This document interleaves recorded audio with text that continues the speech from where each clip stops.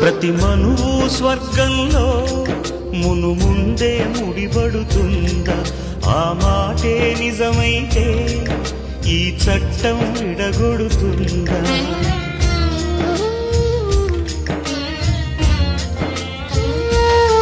నీ రాతకు ఎంత సత్యం ఉందో చూదువు బ్రహ్మయ్యా, నీ సాక్ష్యం ఎంత విలువైందో ఓ అగ్ని చూడయ్యా.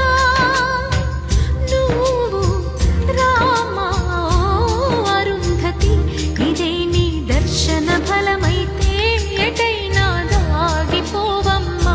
నిజంగా పెళ్లికి బలముంటే సూటిగా ఇటు దిగి రావమ్మా.